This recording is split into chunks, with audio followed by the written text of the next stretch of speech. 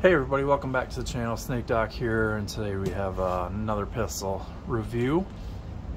Just picked this up from my FFL guy last night. This is one of the police trade-in Smith & Wesson model 5906. So if the 5904, the 4s in Smith & Wesson stand for the blued models, the 6s are the stainlesses. So this is the model 59 series. And the 06 means that it's fully stainless steel. So stainless steel frame, stainless steel slide, stainless controls. Yeah, it's nice. Hammer is black.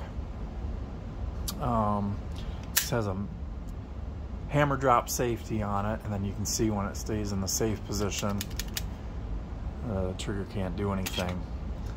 Magazine. 15 round magazine. Let's bring that in close. 14 marked on this side, 15 marked on this side. Orange follower, Smith & Wesson base plate. Magazine disconnect safety, so if the magazine is not in there, the trigger does nothing, even with it on fire. We'll go ahead and pull back, show clear here, and there you can see it actually, let me lock it back, show you. It actually has a pretty cool feed ramp on it. Look, it's kind of a long and slim thing. Nicely polished. There you can see it. You can see the Smith & Wesson style bell shaped end to the barrel there. Nice barrel construction. There are this series of guns is, you know, they made it in several different calibers. They made 40 caliber lineup. They made a 10 millimeter 45 ACP, the 9 millimeter. I don't think they even did, believe it or not, there was a 38 special. Well, I don't know if it's special. Well, it's 38, but it uses the wad cutters. I can't remember the model number on it, but I've shot one and it's sweet. Full length stainless guide rod on here. Like I mentioned, the decocker safety. Check out some of just the details of this gun. It's really, really crazy. I mean, look at the beautiful checkering on the front strap, which I wouldn't use, so it kind of goes to a waste for me. But vertical serrations here on the front strap here. This gun is in very good condition, with the exception the grips are pretty beat up. And they're kind of weird shiny. I don't remember them ever being this shiny, so I don't know if they sprayed them with clear coat, because look at the difference right here and here. So I might take this grip off and scrub it with some steel wool and mineral spirits and see if it's been touched up with black paint or something. I can't really tell. Let's see if I can try chipping some off. I don't know, but I don't want to replace the grips, because I think that it shows what this gun was and what it stands for, which is a duty firearm. These were carried by thousands and thousands of police officers all over the United States, whether it was the 5904 or the 5906. And then when you think about a couple years ago when they were available on the surplus market, the California Highway Patrol 40 calibers that had the integrated Picatinny rail on it. They were the TSWs, the Tactical Smith & Wesson. They had a bobbed hammer. So it was still a double action, single action, but you couldn't manually cock it because the hammer was recessed to the back of the slide. This one that has Novak rear sight. These were factory installed Novak. You can see it says it right there. And they're just a 3-dot. They're not tritium or anything like that. Looks like they might have put some glow-in-the-dark paint on there or something to make them that greenish hue. I don't believe that's a factory thing. I'm going to scrub those out with some acetone and make sure that the divots are nice, and I'm going to paint these up myself. I'm probably going to do orange here and green back here. Not sure yet. So like I said, 15 round magazine. Magazines are plentiful for these. Metgar makes aftermarket mags. Look at the mag well on this even too. So nice beveling all the way around. It's just such a well done frame. This is pretty clean for, I haven't done anything to it. I just pulled it out of the box the way that it shipped. Sportsman's Guide is where I ordered mine. I think there was 3 retailers that got these in last week and they sold out in a hurry. Bud's Gun Shop had them. Sportsman's Guide had them for the cheapest price. I got it for $2.85 plus shipping. Or no, I'm sorry, not shipping, plus tax. Shipping was free. Yeah, and so great price. These are worth substantially more than what I paid for it. That's one of the reasons I got it. Another reason is it's really just a comfortable gun. Like, the ergonomics are really nice on it. The beaver tail is nice on it. They do make a flat grip option where it's just straight. It doesn't look as good as the curved one, and I bet it doesn't feel as good, but it might help people with smaller hands. Not a problem for me. I love the curved grip on this. 4-inch barrel on it, and I do have a Glock 17 that I brought out here and we're going to compare it to, just to show what 2 very typical duty pistols of the era would have been. I think these ran from late 80s to about 1999 would have been the last run of these. Black trigger, steel trigger, everything on it is just quality, and the trigger is really nice on it. The double action is probably the best double action I've ever felt, other than maybe the SIG P250. That double action is just ridiculous how nice they made that. But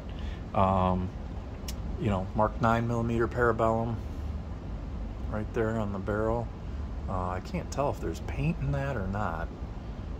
Looks like this, whatever person had this issued to them, it looks like they did a very mild polish or shine job on this, because it's not quite the satin finish that I'm used to seeing these in. There is some reflectivity to it. You can kind of tell as I move it around, you catch the light bouncing off of it. Some of them are just, you know, like a Scotch-Brite finish, which, you know, I could do to this if I wanted to knock the sheen down, but it just looks so good.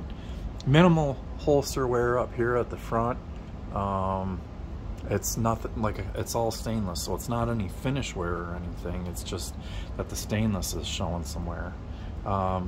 Spring-loaded extractor. Sucker is tough to move. I haven't fired anything through this yet. We'll see how it runs at the range. It can be left on safe like this, or you're okay to flick it back up. There should be red paint right here, and I will be adding that back on too. So that's, you know, the red you're dead sign. That should be there. Really easy controls. I mean, I can manipulate it with my firing grip. Even if I brought it out from the holster, I'd be able to just flick that on and go. Look at just the detail up here, the way that the slide comes up, and then the dovetail cut and the continuation. Just Smith & Wesson was on their game back in the day. Takedown's pretty simple. Obviously I can't show that on camera. It's got a couple steps to it because of the magazine disconnect, but basically that notch right there is where you want to line up, and then you just push it out like CZ style. And then I couldn't get the slide off without pulling the trigger, and to pull the trigger you got to put the mag back in. So maybe something was just up when I tried messing with it. There's a look at the business end. How cool is that looking too? Really just a sweet gun that's been featured in a lot of television shows and a lot of movies, and I mean, these are just legendary. Parts availability, I've heard is possibly getting thin from Smith & Wesson. I don't believe they honor any kind of warranty repairs on these anymore. They might. I might be wrong about that, but I thought that I had read that somewhere. Maybe I'm just misremembering it. But these are pretty robust guns. They're not known for a lot of failures or anything like that. And they're pretty simple too. There's not a whole lot of ton of stuff going on with these. Yeah, so let's bring in the Glock 17 and then we'll put it on the scale and show you how heavy it is, because being all stainless, it is massively different than this Glock. So here we have a Glock 17 Gen 2. I'll show you empty here. Empty mag. We are safe and clear. This has an aftermarket slide on it, but it's got the factory barrel. It has the Glock extended slide release. It has extended stainless takedown lever, Glock factory extended magazine release, and grip force adapter and traction grips. This has Glock Meprolite night sights on it. And the only reason I switched out the slide was because this had a factory replaced slide that serial number didn't match the rest of the parts. So I got this aftermarket with the front cocking serrations, which I really like. And so I just swapped all the internal parts and everything, including the night sights, over to this slide, and I'm just running this slide on there. But spec wise and everything, this is, you know, your standard Glock Gen 2, which would have been era appropriate to compete against this. So you can see with the Smith & Wesson having a 4-inch barrel there, you can see there is the barrel difference here in length. If we put them side by side in grip height, they're basically identical. The one thing that I want you to know is that even though this is a 15-round magazine, Metgar makes 17-round flush fit, and you can see that they dimpled the end of the mag. So there is no doubt that you can get those extra 2 rounds in there, no problem. Grip angle is going to be somewhat different, obviously. We know how the Glocks are kind of raked back a little bit. But comfort-wise, I don't mind the Gen 2 at all. The Gen 2 to me seems to be like the perfect frame. It seems to me that the trigger guard's a little bit thinner. This is a completely stock gun. I haven't done any frame mods to it other than a sticker. But, you know, no finger grooves. I like running this grip force adapter on it just because I have it on all my Glocks, and it's a good memory point for when you're drawing from the holster. So I do kind of like that. And it also has the advantage of somewhat straightening out the back strap a little bit, so you get rid of that little hump depression right here, and kind of just makes it feel a little bit of a bigger grip, but works out really good for me. Striker fired versus hammer fired, double action, single action versus the same repeatable trigger every single time and every single trigger pull with this. No second strike capability on a Glock. Second strike capability is a definite on a double action, single action pistol. So let me show you the trigger. Again, I'm going to show you the magazine is empty, as is the chamber, so we are safe and ready to dry fire. And here we're in single action. I'm going to decock, and we're in double action now. Double action, like I said, is so smooth, and I'm just going to show you. It is so smooth and just very, very nice. Weight is not anything crazy either. Like it's definitely a double action trigger that I don't feel is pulling my sights off one way or another. Let's go ahead and show it in single action. You can see the trigger kind of stages itself a little bit. Single action trigger is not very good on this. Comes back, there's sort of a wall there. Press through it, it's okay. Let's show the reset here.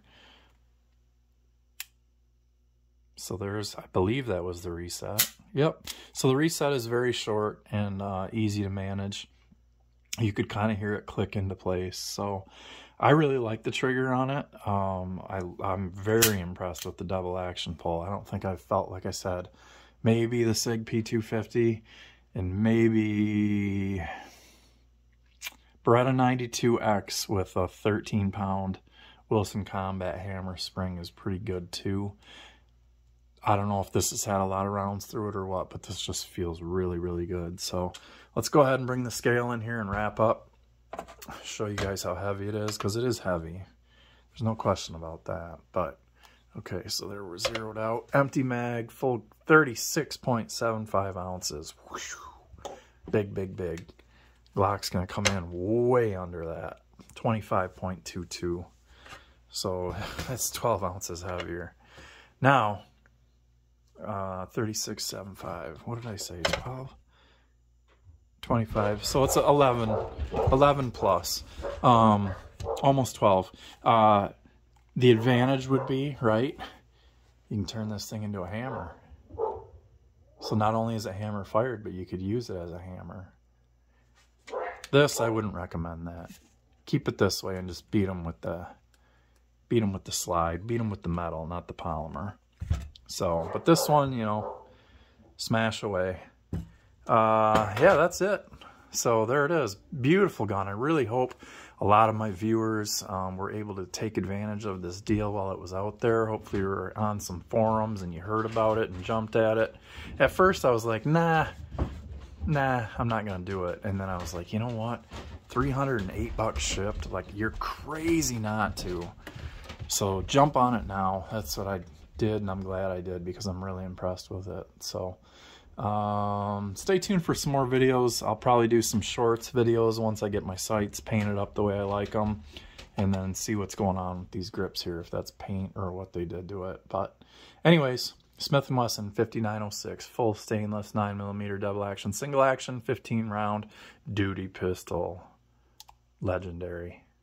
Thank you guys for watching, and always shoot safe.